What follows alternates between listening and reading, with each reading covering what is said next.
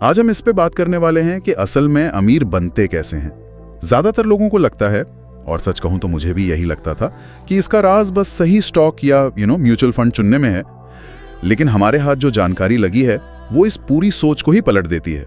वो कहती है कि अमीर बनना इस पर निर्भर नहीं करता कि क्या खरीदना है, बल्कि इस पर कि किस क्रम में खरीदना है। बिल्कुल।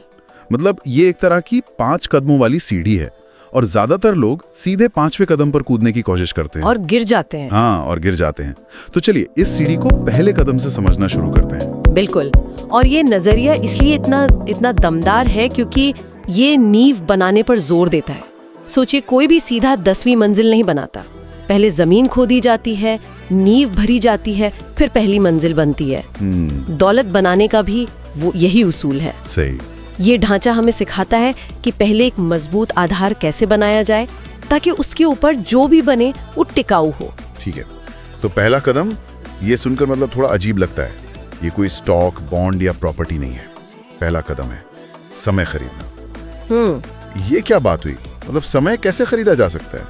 ये सबसे जरूरी और सबसे ज्यादा नजरअंदाज किया जाने वाला कदम है। देखिए, ज्यादातर लोग अपनी जिंदगी रख रखाव यानी मेंटेनेंस मोड में जीते हैं। Maintenance mode? हाँ, मतलब सुबह उठो, काम पर जाओ, घर आओ, खाना बनाओ, बिल भरो, सो जाओ। उनके पास सोचने, कुछ नया बनाने या सीखने के लिए दिमागी और असल समय होता ही नहीं है। वो हमेशा व्यस्त रहते हैं लेकिन आगे नहीं बढ़ पाते। एग्जैक्टली। या हमारे सोर्स में एक बहुत ही कमाल की लाइन लिखी है। हाँ, वो वाली। गरीब लोग हैसियत दिखाने के लिए पैसे का इस्तेमाल करते हैं, मिडिल क्लास लोग आराम खरीदने के लिए, और अमीर लोग लेवरेज खरीदने के लिए। बिल्कुल। और यही सबसे बड़ा फर्क है। पर ये लेवरेज शब्द थोड़ा भारी लगता है। इसका असल मतलब क्या है यहाँ? लेवरेज का सीधा सा मतलब है कम मेहनत से ज्यादा नतीजा पाना। जैसे एक पेचकस आपको हाथ के मुकाबले ज्यादा आसानी से पेच कसने की ताकत देता है, वो एक लीवरेज है। उसी तरह समय एक ऐसा लीवरेज है जो आपकी हर कोशिश के नतीजे को कई गुना बढ़ा सकता है। अच्छा। जब आपके पास बिना किसी रुकावट के सोचने और काम करने के लिए दिन में 2-3 घंटे होते हैं, तो आप कुछ ऐसा बना सकते हैं जो आपको सालों तक फायदा दे। सही बात है। वो व्यक्ति जो 5 साल तक बस बिजी रहता है, उस व्यक्ति से हमेशा पीछे रह जाएगा जो हर रोज सिर्फ 2 घंटे फोकस के साथ काम करता है। लेकिन जब हम समय खरीदने की बात करते हैं तो इसका मतलब क्या है? क्या ये सिर्फ उन लोगों के लिए नहीं है जिनके पास पहले से ही बहुत पैसा है? जैसे किराने का सामान ऑनलाइन मंगवाना या खाना बाहर से ऑर्डर करना, ये तो महंगा पड़ता है ना? ये एक बहुत ही आम गलतफहमी है। इसे खर्च की तरह नहीं, निवेश की तरह देखना होगा। आप पैसा नहीं बल्कि अपने जीवन के घंटे वापस खरीद रहे हैं। अपने घंटे वापस खरीद रहे हैं। मान लीजिए किराने का सामान लाने जाने में आपका 1 घंटा लगता है और ऑनलाइन ऑर्डर करने में 100 रुपए ज्यादा लगते हैं। हाँ। अगर उस 1 घंटे में आप कोई ऐसा काम कर सकते हैं जिससे आप 500 रुपए कमा सकें या कुछ नया सीख सकें, तो ये 100 रुपए का खर्च एक बहुत ही समझदारी वाला निवेश है। अच्छा, तो ये ROI वाला मामला है, रिटर्न ऑन इन्वेस्टमेंट। बिल्कुल। और समय खरीदने का मतलब सिर्फ पैसे से नहीं है। इसका मतलब उन एप्स और नोटिफिकेशन से छुटकारा पाना भी है जो आपका ध्यान भटकाते हैं। अपने बिल ऑटो पे पर लगाना ताकि आपको उन्हें याद ना रखना पड़े। हाँ, ये छोटी छोटी चीजें हैं। ये छोटे छोटे बदलाव आपको हर हफ्ते कई घंटे वापस दिला सकते हैं। इस सोर्स में एक लिटमस टेस्ट भी दिया गया है कि अगर कोई अपने भविष्य को बनाने के लिए, मतलब कुछ नया सीखने या बनाने के लिए हर हफ्ते लगातार 10-15 घंटे नहीं निकाल पा रहा है, तो उसे बेहतर निवेश की नहीं बल्कि पहले समय खरीदने की जरूरत है। ये बात सोचने वाली है। बिल्कुल, क्योंकि अगर आपके पास बीज बोने का ही समय नहीं है तो फसल की उम्मीद कैसे कर सकते? अच्छा, तो मान लेते हैं कि हमने कुछ समय खरीद लिया। अब हमारे पास हर हफ्ते 10-15 घंटे खाली हैं। लेकिन खाली समय से क्या होगा अगर उस समय में करने के लिए कुछ ऐसा ना हो जिससे आमदनी बढ़े? मेरे ख्याल से अगला कदम इसी से जुड़ा होगा। आपने बिल्कुल सही पकड़ा। दूसरा कदम अभी भी निवेश करना नहीं है। अभी भी नहीं? अभी भी नहीं। दूसरा कदम है एक उच्च आय वाला कौशल यानी हाई इनकम स्किल खरीदना। यहाँ एक कड़वी सच्चाई है जिसे समझना बहुत जरूरी है। निवेश पैसा बनाता नहीं है, वो सिर्फ पहले से मौजूद पैसे को कई गुना बढ़ाता है। मतलब अगर आपके पास गुणा करने के लिए कुछ खास है ही नहीं तो नतीजा भी कुछ खास नहीं होगा। जैसे सोर्स में उदाहरण दिया है कि 75,000 रुपए पर 10% का रिटर्न साल का सिर्फ 7,500 होता है। और उससे जिंदगी नहीं बदलती। बिल्कुल नहीं। और यहीं पर ज्यादातर लोग छोटी संख्याओं के जाल में फंस जाते हैं। वे अपनी औसत तनख्वाह से हर महीने 5,000 या 10,000 बचाने की कोशिश करते हैं और उसे निवेश करते हैं। कुछ सालों बाद जब वे देखते हैं कि कुछ खास पैसा नहीं बना, तो उन्हें लगता है कि निवेश काम ही नहीं करता। जबकि असलियत ये है कि उनका शुरुआती पैसा ही इतना कम था कि उसका नतीजा भी छोटा ही दिख रहा है। असली दौलत निवेश से नहीं, बल्कि उस सरप्लस से बनती है जो आप अपनी कमाई और खर्चों के बीच पैदा करते हैं। लेकिन एक नया कौशल सीखने में तो सालों लग सकते हैं और पैसे भी बहुत लगते हैं। कोर्स महंगे होते हैं, समय लगता है। क्या ये उन लोगों के लिए मुमकिन है जो पहले से ही आर्थिक तंगी में हैं? ये एक वाजिब सवाल है। जब हम हाई इनकम स्किल कहते हैं तो हमारा मतलब डॉक्टर या इंजीनियर बनने से नहीं है जिसमें सालों लगते हैं। यहाँ 3 बातों पर ध्यान देना है। पहला, ये कौशल सीधे कंपनी के रेवेन्यू से जुड़ा होना चाहिए।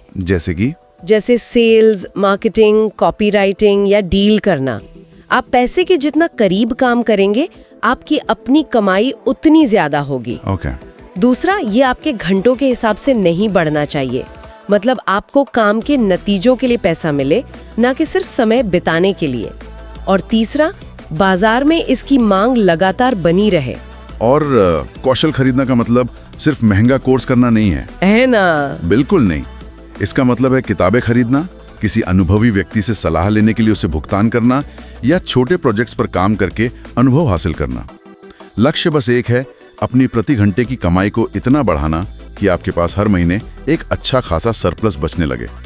दौलत की कहानी इसी सरप्लस से शुरू होती है। ठीक है, तो अब हमारे पास समय भी है और एक ऐसा कौशल भी है जिससे अच्छी खासी कमाई हो रही है। अब तो पक्का निवेश का नंबर आएगा। अभी भी नहीं। क्या? अभी भी नहीं? एक और कदम है जो इससे भी ज्यादा जरूरी है, और ये वो कदम है जिसे 99% प्रतिभाशाली लोग नजरअंदाज कर देते हैं। तीसरा कदम है वितरण, यानी डिस्ट्रीब्यूशन, खरीदना। डिस्ट्रीब्यूशन, इसका क्या मतलब हुआ? सोर्स में एक बहुत ही गहरी बात कही गई है। दुनिया में 2 तरह के कंगाल लोग हैं। एक, जिनके पास कोई हुनर नहीं है, और दूसरे, जिनके पास हुनर तो है पर उसके बारे में कोई जानता नहीं। ओहो। और दूसरा वाला समूह ज्यादा दर्दनाक है, क्योंकि वे काबिल होकर भी मौके से चूक जाते हैं। इसका सार ये है, प्रतिभा को इनाम नहीं मिलता, पहुंच को मिलता है। वाह, ये तो बहुत बड़ी बात है। प्रतिभा को इनाम नहीं मिलता, पहुंच को मिलता है। ये लाइन तो सोचने पर मजबूर कर देती है। कितने ही काबिल लोग होंगे जो सिर्फ इसलिए पीछे रह जाते हैं क्योंकि कोई उन्हें जानता नहीं। बिल्कुल।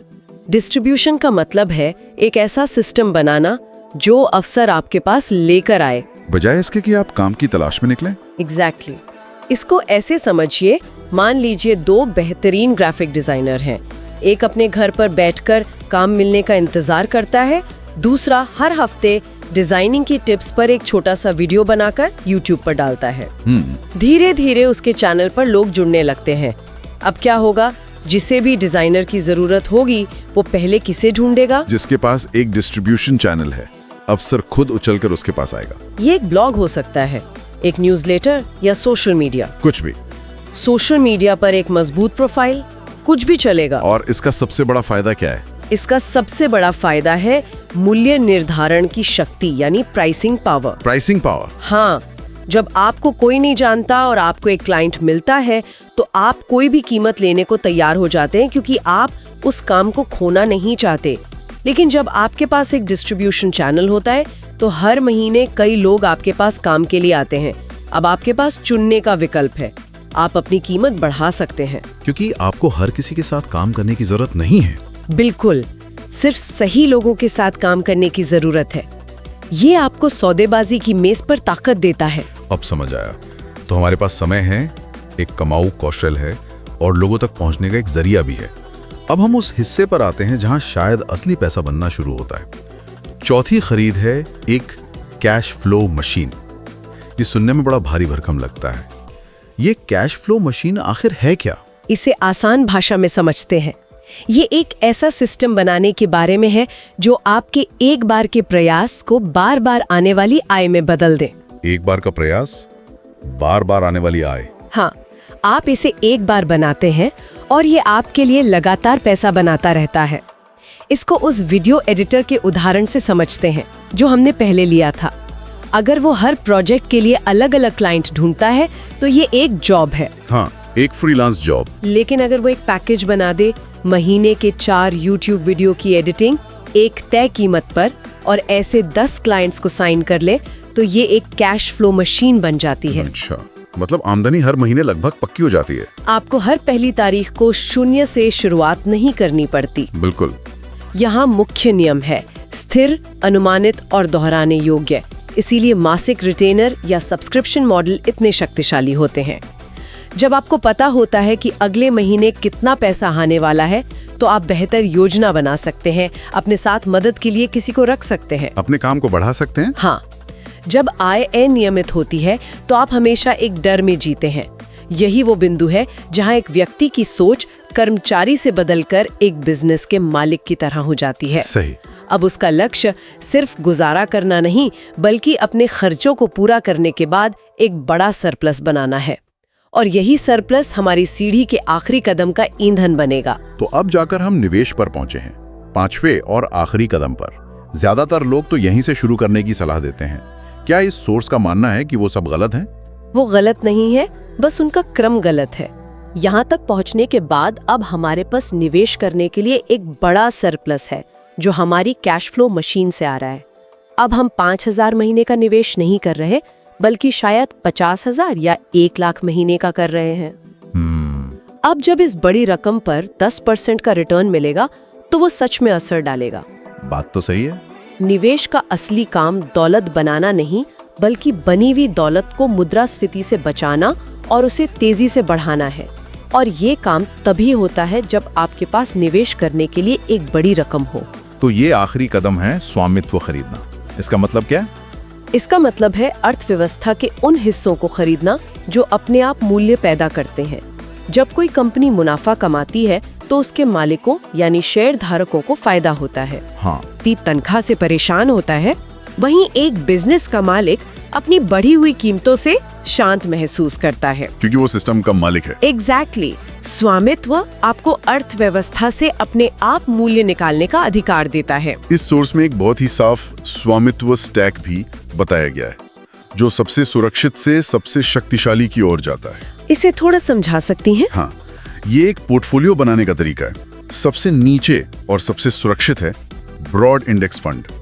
ये ऐसा है जैसे आप किसी एक खिलाड़ी पर दांव लगाने के बजाय पूरी टीम को ही खरीद लें। यानी पूरी अर्थव्यवस्था की तरक्की में हिस्सेदार बनना। बिल्कुल, ये सबसे आसान और सबसे सुरक्षित तरीका है। ठीक है, ये तो समझ आया। अगला क्या है? दूसरा है कैश फ्लो वाली रियल एस्टेट, यानी ऐसी प्रॉपर्टी खरीदना जिससे किराया आता हो। ये आपको मुद्रास्फीति से बचाता है और बैंक के लोन यानी लीवरेज का इस्तेमाल करने का मौका देता है। लेकिन इसमें हिसाब किताब बिल्कुल सही होना चाहिए, वरना ये फायदे की जगह नुकसान भी कर सकती है। हाँ। तीसरा है किसी प्राइवेट व्यवसाय में इक्विटी। अब आप पूरी अर्थव्यवस्था पर नहीं, बल्कि किसी एक खास कैश फ्लो मशीन पर दांव लगा रहे हैं। इसमें जोखिम ज्यादा है तो फायदे की गुंजाइश भी ज्यादा है। और सबसे ऊपर और सबसे शक्तिशाली है एक पूरा व्यवसाय खरीदना। ये स्वामित्व का सबसे मजबूत रूप है, क्योंकि ये आपको पूरा नियंत्रण, सारा कैश फ्लो और अपनी कीमतें तय करने की पूरी आजादी देता है। लेकिन जाहिर है ये सबसे मुश्किल और सबसे ज्यादा मेहनत वाला काम भी है। बिल्कुल। यहाँ मुख्य बात यह है कि लक्ष्य इनमें से किसी एक को चुनना नहीं है, बल्कि समय के साथ इन सभी का एक मिलाजुला पोर्टफोलियो बनाना है। तो अगर इस पूरी बातचीत को समेटें, तो अमीर बनना किसी एक जादुई निवेश को खोजने जैसा नहीं है।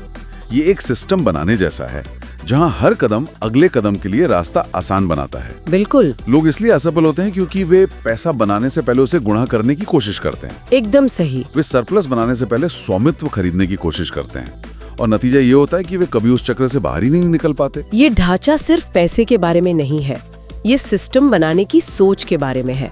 ये एक स्वाभाविक प्रगति है। पहले आप अपना समय बेचते हैं, फिर आप एक हुनर बेचते हैं, फिर आप एक ऐसा सिस्टम बनाते हैं जो आपके बिना काम करे, और आखिर में आप दूसरे लोगों के बनाए हुए सिस्टम्स में हिस्सेदारी खरीदते हैं। ये चर्चा एक बहुत ही दिलचस्प सवाल पीछे छोड़ जाती है। इस 5 कदमों की सीढ़ी को देखते हुए किसी के लिए भी ईमानदारी से खुद से ये पूछने वाली बात है, कोई व्यक्ति अभी कहाँ खड़ा है? क्या वो अभी भी समय के लिए संघर्ष कर रहा है या एक कौशल बना रहा है? क्या वो प्रतिभाशाली होकर भी अनदेखा है या एक कैश फ्लो मशीन बनाने की प्रक्रिया में है, या फिर वो उस मुकाम पर है जहां उसका पैसा उसके बिना भी बढ़ रहा है। और सबसे जरूरी सवाल, उसका अगला सिर्फ एक सही कदम क्या होना चाहिए।